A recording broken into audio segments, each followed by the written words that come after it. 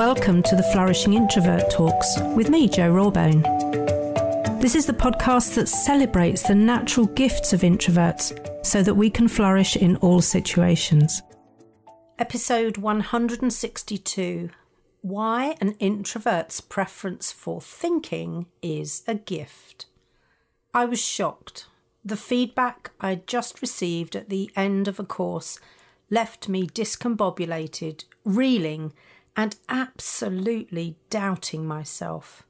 I felt my face flush, and I didn't know whether to say something or slink away with my tail between my legs.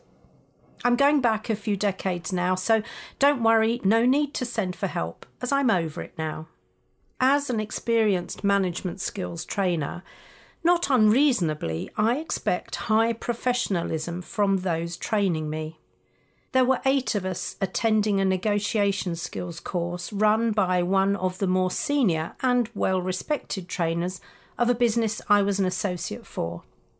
As a lifelong learner, I had really been enjoying the course, so when I was asked a question about what I'd do in a certain negotiation situation, I took my time to consider my response. I'm sure many of you will have done the same. After all, it's part of our think, say, think communication process.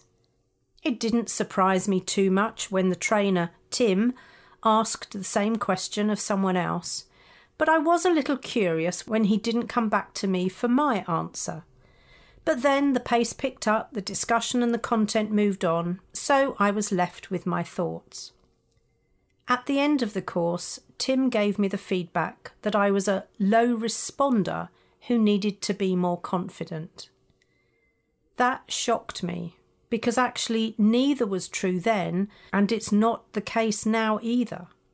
I am, however, a think before I speak introvert, as most of us are. To those who still think we should act on all feedback, this is also a stark reminder to be discerning. Not all feedback is factually based.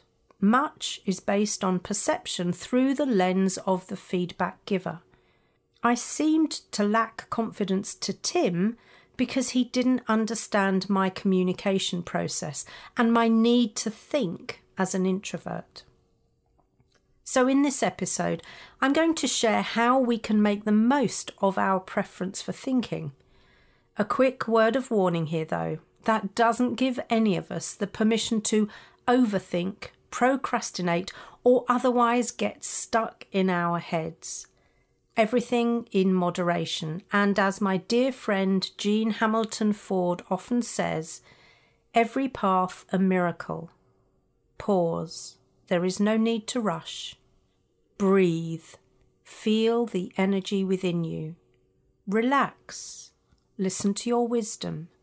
Be grateful. So more about thinking. Let me introduce you to the 10 components of a thinking environment. They come from a book by Nancy Kline called Time to Think, which has been on my shelf for many years. In fact, it was written over 20 years ago, but some books are timeless. And for me, this is one of them. I don't know any organisation that wouldn't benefit from more quality thinking. But in our increasingly fast-paced world, time to think really does seem like a luxury, and a luxury that we don't make space for. As I share the 10, I'll also include how we as introverted managers and leaders can play to them so that others in our realms benefit too. As an introvert in the work environment, you will probably have faced some of the typical challenges, such as feeling uncomfortable in group meetings, struggling to assert yourself in a team, or finding it difficult to network with colleagues and stakeholders. However, by applying the 10 components of the thinking environment, you can create space for deep listening, respect, and creativity that will help you succeed in your role. So let's dive into the 10 components and how you can use them to benefit everyone. Component number 1 is attention. This means listening with respect, giving someone your full, uninterrupted attention and, dare I say, interest. Kline even suggests giving them your fascination, which, given how some leaders I've worked with drone on, is quite a stretch for me.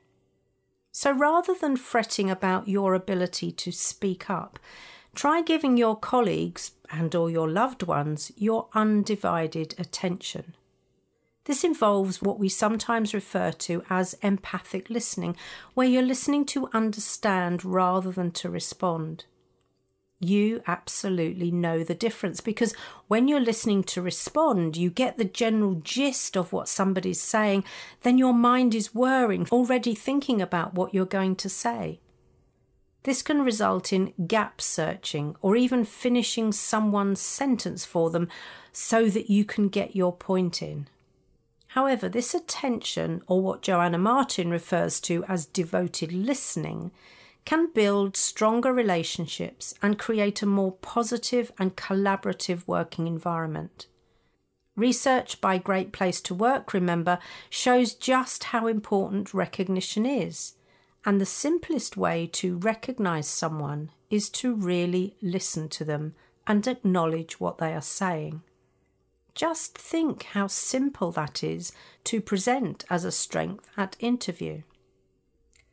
Component 2, incisive questions. This term was new to me, as it may be to you, and it's where the question removes listening assumptions. By their very nature, questions require us to think in order that we can offer an answer. And this is the very thing that some people don't leave me enough space for, I find. Incisive questions often start with a positive pre-frame before asking the question itself. Something like, if you knew you could absolutely succeed, what would be your first step? This removes the assumption from the thinker's mind that they might fail. There are 3 kinds of assumptions: facts, possible facts, and bedrock assumptions about life, the universe, and everything. I've often referred to these as information presented as a fundamental truth. They are nonetheless assumptions. Now, the benefit of these types of questions to introverts is that they often get us past the small talk to the meaningful conversations we generally prefer. So be thinking about your own incisive questions. Component 3, equality. This is about treating each other as listening peers, so everyone, regardless of hierarchy or status, gets attention and an opportunity to contribute. Treating everyone as equals and valuing all opinions and ideas equally leads to a more diverse and innovative workplace. This would certainly help us as introverts and also offer the other introverts in our midst a chance to be heard. It's also, of course, a cornerstone of psychological safety, and we know how hot organisations are on that right now. I know I've mentioned it before, but psychological safety refers to the perception that individuals have of their ability to speak up, take risks, and express themselves without fear of negative consequences, which might include ridicule, rejection, and punishment. Presenting yourself as having a natural ability to enhance psychological safety is definitely going to get you into conversation with organisations who genuinely care. Component 4, appreciation. Hold on to your hats for this one, as it's revolutionary in terms of feedback. We've known for many years that the feedback sandwich taught in the 1980s, and sometimes known by those on the receiving end as the shit sandwich for obvious reasons, we know it doesn't work. But the proportions are acceptable, by which I mean twice as much motivational feedback as developmental. And for those of you stuck in the 80s, that's what we used to refer to as positive and negative feedback, or even worse, constructive criticism. Those terms serve no one, so are best erased from our vocabularies as managers, teachers, and parents. Kline went even further, suggesting a 5-to-1 ratio. Back to that research by Great Place to Work. It's what people crave, so why are we mean with our feedback? Thank you for your hard work today takes very little time and may go a long way. Of course, we need to get more specific and granular than that, but it's a good start and way better than something sarcastic like, "Going home already?" If you know that you tend to hold back and be more reserved in your praise and recognition of others, make it a new habit to be more forthcoming. Keep it authentic though, as fake appreciation and gratitude of other people's efforts will not create a more positive and supportive atmosphere. Component 5, ease. Oh, this speaks to my heart, and it is so lacking for many of my clients. This is about creating a relaxed and comfortable environment where there is freedom from rush or urgency. Now, don't get me wrong, there are things that need treating as urgent, but we seem to have become addicted to instant gratification and immediacy. People expect emails to be answered in a nanosecond, and if they're not, we receive a phone call that starts with, "Did you get my email?" I took a screenshot of someone's email signature recently that read, "It's normal for me to take 2 days to read my emails and 2 more days to reflect on the matter and respond calmly.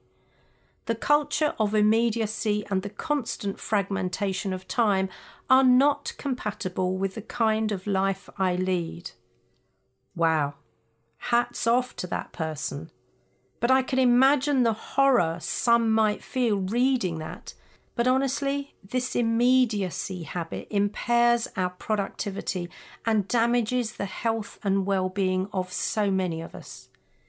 It would mean some people would have to get better organised, as it's often their lack of timely action that creates panic for others. As a sign I saw in my old British Telecom days said, "A lack of planning on your part does not create a crisis on mine." So let's create the space to think, to breathe, and to restore calm. Component number 6, encouragement. In essence, this is about non-competition. Winning means you did a better job, but not necessarily a good job or in an ethical way. Competition doesn't ensure excellence, and in fact, this one-upmanship stifles sustainable creativity.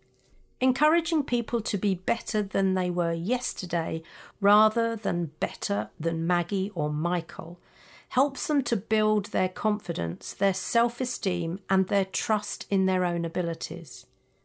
So encourage effort and progress, even if the results are not quite where you need them to be yet. Like appreciation, it means noticing what those around you are doing and supporting them on their journey. If you've ever competed in a marathon or watched one, you'll know the benefits that are derived by the cheering from the roadside. So don't limit your encouragement. It may be that extra symbolic cheer that gets someone over the finish line feeling good about themselves. Component number 7, feelings. I devoted a whole episode to the power of your emotions back in episode 143, so do check back there for this and I'll make sure the link is in the show notes. Suffice to say, acknowledging, exploring and releasing emotions and feelings that arise during discussions is necessary to restore useful thinking. Kline says thinking stops when we are upset, and a release through tears enables us to think again. But we've been conditioned to hold back, to hold in, and to hold on, which tends to cause neuroses. We seem to have become afraid of our own emotions, and few can hold the space for somebody to emote. So don't try to get people to suppress their emotions. Stay with them gently and quietly until they are able to think again. And if you're afraid of anger, as I was, find a way to get comfortable enough to be with another person's anger and not get triggered by it. You being triggered doesn't serve anybody. As Tracy Farquhar says, if you can't talk it out, then write it out, sing it out, dance it out, run it out, walk it out, yoga it out, paint it out, sculpt it out, draw it out, cry it out. It deserves expression. Component number 8, information. This is about ensuring that all relevant information is shared at the right time so it can be considered fully. This means that you have to think about how and when to give the information, and as an introvert who may struggle to get into or get heard in the conversation, you'll need some strategies. This is one of the things we expand on in the Unfulfilled to Flourishing course. We're surrounded by misinformation, spin and self-serving rhetoric at the most senior levels of government and business. And at the most senior levels of government and business. So much so that it seems to have become accepted as the norm. How can people think for themselves, make sound judgments and be good citizens if they are denied accurate information? Now, as leaders, you'll know that there are some things you can't share, but there is a way to do that preserves trust and respect. As an introvert, you may prefer to do research and gather information on your own, but you'll then need to decide how and when to share your information with others and allow it to be examined, challenged and refined. This will create a more informed and thoughtful decision-making process. Component number 9, place. This is about creating a physical space that is conducive to open and honest communication whilst reinforcing the message that people matter. So in these post-pandemic times, when organisations have downsized their office and hot desking is the norm, how does that create a thinking environment? I can tell you, for many introverts, it doesn't. Where are the quiet spaces that people can go to think? How are they furnished? If people are in a box with no daylight, how conducive is that to quality thinking? And what about how the space is decorated? Whilst there's no definitive answer, 3 colours that improve concentration and productivity are blue, this encourages better mind flow and performance; orange, this promotes better focus, concentration and creativity; and green, this is one of the most restful shades, as it offers the cheerful qualities of yellow and the refreshing attributes of blue. So look around your environment. How conducive is it to your thinking? It's often better to take people out of their traditional workspace when you want them to think differently. Component number 10, diversity. This is music to our ears because we know that welcoming different perspectives, different backgrounds and different experiences adds value to the mix every time. It gives us cause to stop pretending to be more extroverted in order to fit in and get on. It reduces the need for women to have bigger balls than men in the workplace. It enables non-binary thinking, which in practical terms involves challenging assumptions and biases that may exist in the workplace, such as gender stereotypes or rigid hierarchies. It can also mean approaching problems and situations with an open and curious mind, being willing to explore multiple perspectives, and recognising that there may be more than one valid solution or approach to a given issue. For we introverts, it's the pathway to the shifting of the bias towards the extrovert ideal. Again, demonstrating your ability and comfort with this approach to inclusivity is of real benefit to any organisation. So there we have the 10 components of a thinking environment and some of the ways that you can apply them. If they are some of the things that will help to create a more inclusive, innovative and collaborative workplace where the quality of the thinking improves, what changes do you need to make or recommend?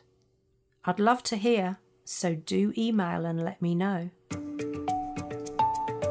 If you enjoyed this episode as much as I did, then please subscribe, rate us and leave a comment, because we know that that helps other people find the podcast. And if other people find us, other introverts can flourish.